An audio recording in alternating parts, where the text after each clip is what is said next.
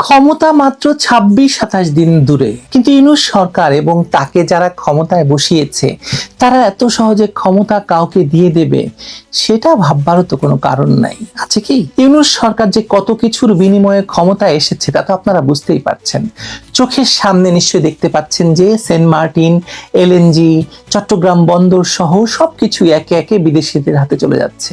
এগুলো তুলে দেওয়ার জন্যই তাকে ক্ষমতায় বসানো হয়েছিল, কারণ শেখ হাসিনা এগুলোর কোনোটাই বিদেশিদের হাতে তুলে দিতে রাজি ছিলেন না। কিন্তু ইউনূস চুক্তি করলেন, বিদেশিদের হাতে দেশকে তুলে দিলেন। এসব চুক্তির কোনো শর্তই আমাদের জানা নেই, আছে? আমরা তো জানি কেবল একটি অপ্রকাশযোগ্য চুক্তি বা এনডিএ স্বাক্ষর করেছেন ডক্টর মোহাম্মদ ইউনূস এবং তার সরকার।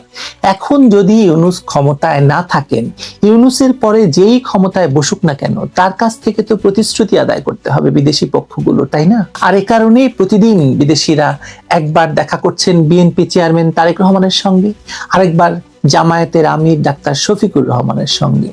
দুপক্ষই বিদেশিদের যে কোনো দাবিতে আমি রাজি, আমি রাজি, হ্যাঁ ভোট দিয়ে দিচ্ছেন, যদিও তারা জানেন না যে ইউনূস এ যাবৎ কার সঙ্গে কোন শর্তে কোন চুক্তি করেছেন। বোয়িং এর জন্য চুক্তি করেছেন, এয়ারবাসের জন্য চুক্তি করেছেন, আমেরিকাকে সোনাদিয়া বন্দর দিচ্ছেন, মাতার বাড়ি কাকে দিচ্ছেন, চট্টগ্রাম বন্দর কারা নিচ্ছে, মানে কার সঙ্গে কোন কোন চুক্তিতে কোন শর্তে সব চুক্তি হয়েছে কিচ্ছুই কেউ জানি না আমরা। তারেক রহমানও জানেন না, শফিকুর রহমানও জানেন না, কারণ চুক্তিগুলোর কোনোটাই প্রকাশিত হয়নি। কিন্তু ক্ষমতা মাত্র ২৭ দিন দূরে, তাই যে যার মতো বিদেশিদের কাছে দাসখত লিখে দিচ্ছেন, হ্যাঁ ভোট দিয়ে দিচ্ছেন এইসব চুক্তির পক্ষে বিদেশিদের কাছে।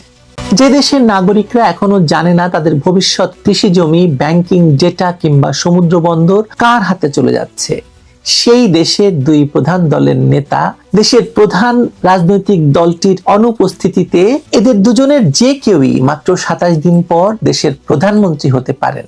নির্বাচনের আগেই তারা হ্যাঁ বলে দিলেন, কারণ ট্রাম্প চান শুধু তুলা, তেল, বোয়িং সহ মার্কিন পণ্যের বিক্রি বাড়াতে।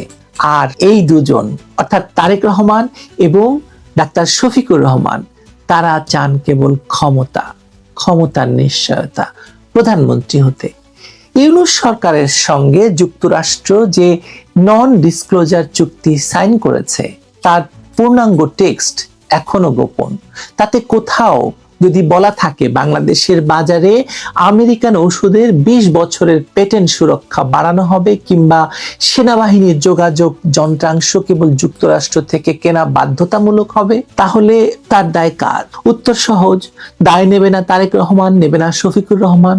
তারা তো শুধু ট্রাম্পের বাণিজ্য প্রতিনিধি জেমিসন গ্রিয়ারকে বলেছেন যে আপনারা যা চান আমরা সই করে দেব, আপনার কাগজ নিয়ে আসুন, আমরা সই করে দেব, দরকার হলে নির্বাচনের আগেই আমাদের হাতে ক্ষমতা দিয়ে দেখুন আমরা সই করি কিনা। তার মানে এই লেনদেনের মধ্যে দেশের ১৬ কোটি মানুষের ভোটাধিকারের বিষয়টি কোনো বিষয় নয়, জরুরি হলো তাদের ক্ষমতায় যাওয়া।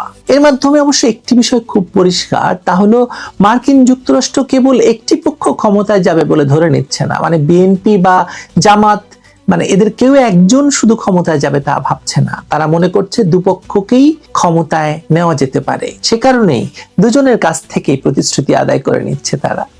ট্রাম্প প্রশাসনের বাণিজ্যিক প্রতিনিধি দল যখন ঢাকা, দিল্লি, লন্ডন ঘুরে বেড়াচ্ছে, তখন তারা বিএনপি এবং জামায়াতকে একই স্কেলে মাপছে, যেন দুপক্ষই বাংলাদেশকে বিক্রির জন্য মুখিয়ে আছে। যার কাছ থেকে কম দামে কেনা যাবে তাকেই ক্ষমতা বুঝিয়ে দেওয়া হবে নগদে। তারেক রহমান ভিডিও কলে শুল্ক হ্রাসের পক্ষে সাফাই গাইছেন, আর শফিকুর রহমান ফেসবুকে লিখছেন উইন উইন সিচুয়েশন নাকি হয়েছে আমেরিকার সঙ্গে। কিন্তু কেউ জানতে চাইলে না এই শুল্ক কমানোর পর বাংলাদেশের ছোট কৃষকরা রাস্তায় বীজ কিনতে পারবে তো? তাদেরকে উচ্চ দামে আমেরিকান জিএম বীজ গছিয়ে দেওয়া হবে না তো? কিংবা মানব সৃষ্ট তন্তুজ পোশাকে ১০০% ছাড়, মানে দেশীয় পাটকলের মৃত্যু হবে না তো? সবচাইতে বড় কথা, কেউ কিন্তু দাবি করেননি যে এই এনডিএ তে কি সাইন করা হয়েছে, কি দাসখত লিখে ডক্টর মোহাম্মদ ইউনূস ক্ষমতায় এসেছেন, ক্ষমতায় বসেছেন, ১.৫ বছর ধরে ক্ষমতায় আছেন, এবং সেটা না দেখেই সেটার পক্ষে হ্যাঁ বলে দিচ্ছেন। এসব প্রশ্ন যেগুলো একটু আগে তুললাম, সেই প্রশ্নগুলো উত্থাপন করার সময় তারেক রহমানেরও নেই, শফিকুর রহমানেরও নেই, কারণ দুই নেতার চোখে ওয়াশিংটন স্টেট ডিপার্টমেন্টের প্রেস রিলিজে নিজেদের নামটা প্রধানমন্ত্রী হিসাবে দেখতে পাওয়াই মূল কথা। সেই সঙ্গে বাংলাদেশের প্রধানমন্ত্রী হিসেবে আমেরিকায় দাওয়াত পাওয়াটা খুব জরুরি। ট্রাম্প প্রশাসনের বাণিজ্য নীতি কোনো নৈতিক দর্শনের উপর দাঁড়িয়ে নেই, এটা খুব স্পষ্ট। এটা সোজা দাঁড়িয়ে আছে পণ্য বিক্রি, বাজার দখল আর সরবরাহ চেইন নিয়ন্ত্রণের উপর। সেটা যদি না করা যায় তাহলে যে কোনো রাষ্ট্রের প্রধানকে, রাষ্ট্রপতি, প্রধানমন্ত্রী, ডাজন্ট ম্যাটার, তুলে নিয়ে আসবে আমেরিকা। মানে এই নীতির উপর দাঁড়িয়ে আছে। তুলা, তেল, ভুট্টা, বোয়িং ইতিমধ্যেই এগুলো বাংলাদেশে ঢুকে গেছে আমেরিকার। যুক্তরাষ্ট্র চায় তার কৃষি পণ্য এবং এভিয়েশন শিল্পের জন্য নিশ্চিত বাজার। বাংলাদেশের মতো দেশের জন্য এটা নতুন কিছু নয়। নতুন হলো এই এজেন্ডাকে প্রশ্ন না করে দেশের ভবিষ্যৎ প্রধানমন্ত্রীদের আমেরিকাকে স্বাগত জানানোর ব্যাপারটা এবং হ্যাঁ বলে দেওয়ার ব্যাপারটা। এই জায়গায় শেখ হাসিনার একটি বক্তব্য স্বাভাবিকভাবে আমরা তুলনা করতে চাইব। শেখ হাসিনা বারবার বলেছেন দেশের সম্পদ বিক্রি করে ক্ষমতায় থাকতে তিনি চান না, তিনি রাজি নন। সেন্ট মার্টিন নিয়ে গুজবের সময়ও সে কথাই তিনি বলেছিলেন। তার রাজনীতি নিয়ে হয়তো আপনার হাজার প্রশ্ন আছে, কিন্তু এই জায়গায় অন্তত তার অবস্থানটা স্পষ্ট ছিল। বিপরীতে তারেক এবং শফিকের অবস্থান যেন উল্টো। তারা কার্যত বলছেন বাজার, শুল্ক, এমনকি ভবিষ্যৎ নীতির উপরও দর কষাকষি করা যায় যদি তাতে ক্ষমতার রাস্তা পরিষ্কার হয়। তারা স্পষ্ট করেই বলছেন দেশের বাজার, শুল্ক, বন্দর, এমনকি ভবিষ্যৎ রাষ্ট্রনীতি সবই বিক্রি করে দেব যদি তাতে ক্ষমতা ফিরে পাওয়া যায়। আর যুক্তরাষ্ট্র চাইছে ঠিক এটাই, একটা হ্যাঁ ম্যান সরকার বা একটা এস ম্যান সরকার, একটা হ্যাঁ ভোট, যা ট্রাম্পের দ্বিতীয় মেয়াদে চীনকে ঠেকানোর পাশাপাশি বাংলাদেশের বাজারটা পুরোপুরি নিয়ন্ত্রণে থাকবে আমেরিকার। এর ফলাফল সবচেয়ে বেশি গিয়ে পড়বে যাদের উপর, তারা রাজনীতির টেবিলে নেই। গার্মেন্টস শ্রমিক, কৃষক, ছোট উদ্যোক্তা। শুল্ক ছাড়ে আমেরিকান কাঁচামাল এলে কারখানার মালিকদের মুনাফা বাড়তে পারে, কিন্তু শ্রমিকের মজুরি বাড়বে এমন নিশ্চয়তা নেই। বরং প্রতিযোগিতার অজুহাতে চাপ বাড়বে শ্রমিকদের উপরই, শ্রমিকদের মজুরি কমে যাবে। কৃষিতে আমদানি নির্ভরতা বাড়লে স্বল্প মেয়াদে দাম কমতে পারে, কিন্তু দীর্ঘমেয়াদে স্থানীয় উৎপাদন ধ্বংস হলে ঝুঁকি বহুগুণ বাড়ে। এই বাস্তবতাগুলোই শফিকুর রহমান বলছেন উইন উইন, আর তারেক রহমান বলছেন দিয়ে দেন, সব দিয়ে দেন, আমাকে প্রধানমন্ত্রী বানান। সবচেয়ে বিপজ্জনক বিষয়টা হলো স্বচ্ছতার মৃত্যু। রাষ্ট্রীয় পর্যায়ের বাণিজ্য এবং নিরাপত্তা চুক্তিতে এনডিএ মানে জনগণের জানার অধিকার সীমিত করা, যা করেছে একটি অবৈধ সরকার অবৈধভাবে ক্ষমতা দখলের মাধ্যমে। এখন দেশের ক্ষমতা পাওয়ার আগেই রাজনৈতিক নেতৃবৃন্দ যদি তাতে নিঃশর্ত সম্মতি দেয়, তাহলে ভবিষ্যতে ক্ষমতায় গিয়ে বলার সুযোগ থাকবে না যে তাদের হাত বাঁধা, কারণ হাত বাঁধার দড়িটা নিজেরাই শক্ত করে বেঁধেছেন। সংসদীয় তত্ত্বাবধান, নীতিগত আলোচনা, বিকল্প পথ সবকিছুই তখন অপ্রাসঙ্গিক হয়ে পড়বে। দেশের সম্পদ এবং বাজার নিয়ে যদি ভবিষ্যৎ প্রজন্মের অধিকার বিকিয়ে দেওয়া হয়, তাহলে সেটা কি কেবল ইউনূস সরকারের দায়? না, দায়টা সমানভাবে তারেক রহমানের এবং শফিকুর রহমানের, যারা নিজেদের রাজনৈতিক পুনর্বাসনের বিনিময়ে পুরো জাতিকে ট্রাম্পের বাণিজ্য যুদ্ধের পণ বানিয়ে ছেড়েছেন।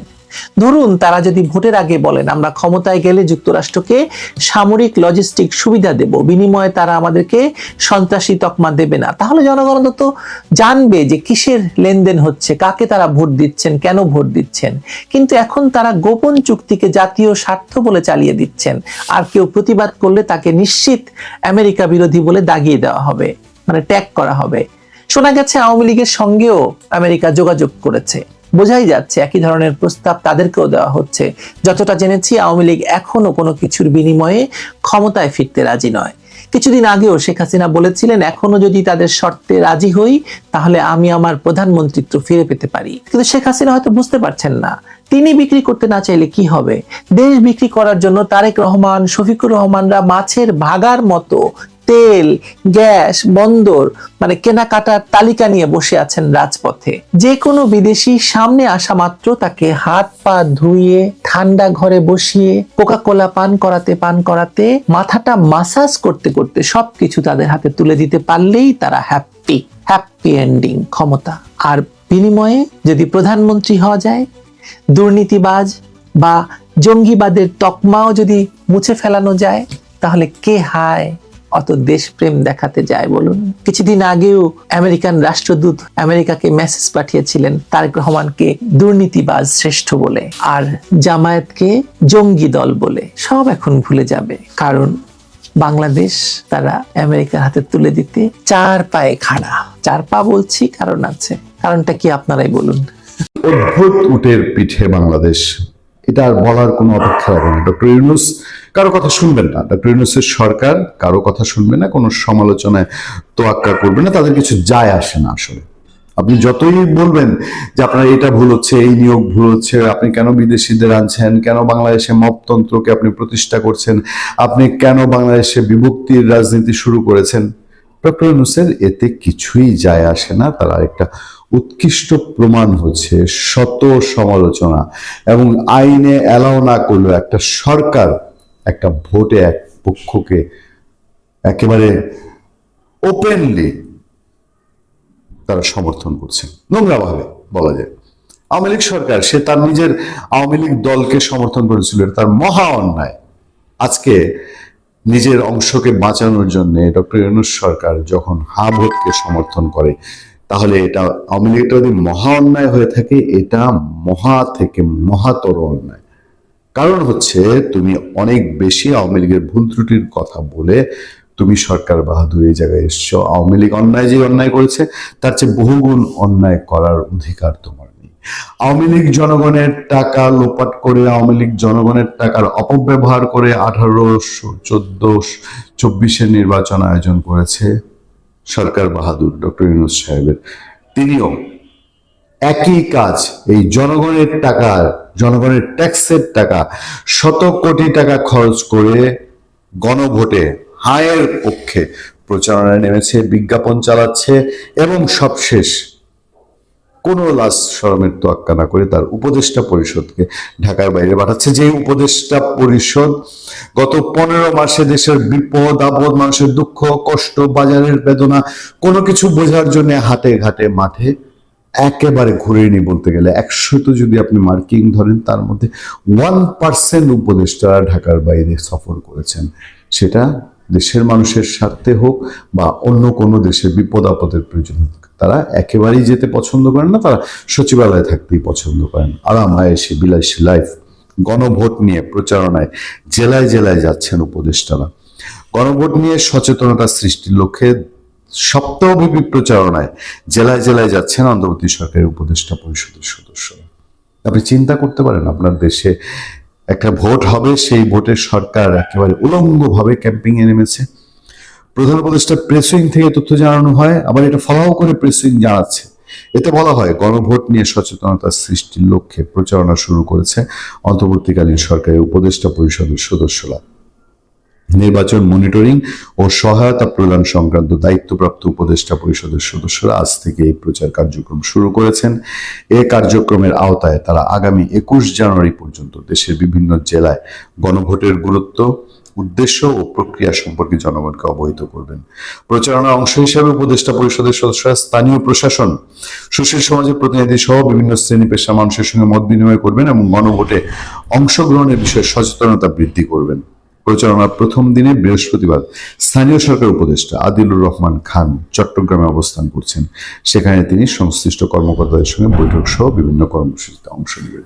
এবার আপনি ভাবুন যে তাহলে আর এই ভোটের অর্থ কি? মোটামুটি ব্যাপার দাঁড়িয়ে যাচ্ছে যে এর আগে বাংলাদেশের যে দুইটা গণভোটের উদাহরণ আছে, এরশাদ সরকার এবং জিয়াউর রহমান সরকার, তারা হাঁকে জিতিয়ে আনার জন্য আগে থেকে সরকারি লোকজনকে রেডি করে যেভাবে ইলেকশনটা করেছে, এবার তাই হচ্ছে। হাঁকে জিতিয়ে আনার জন্য সরকার ইলেকশনের 1 মাস আগে থেকে একদম কাছা দিয়ে নেমেছে এবং হাঁকে জিতিয়ে আনার জন্য সরকারেরই টাকা, জনগণের টাকা খরচ করছে। তাহলে ইলেকশনের প্রয়োজনটা কি?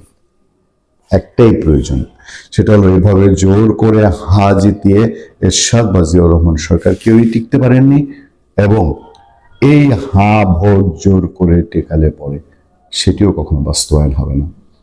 ভালো থাকবেন, সুস্থ থাকবেন। আপনার সাথে আমি আতিক রহমান, পূর্ণিয়া।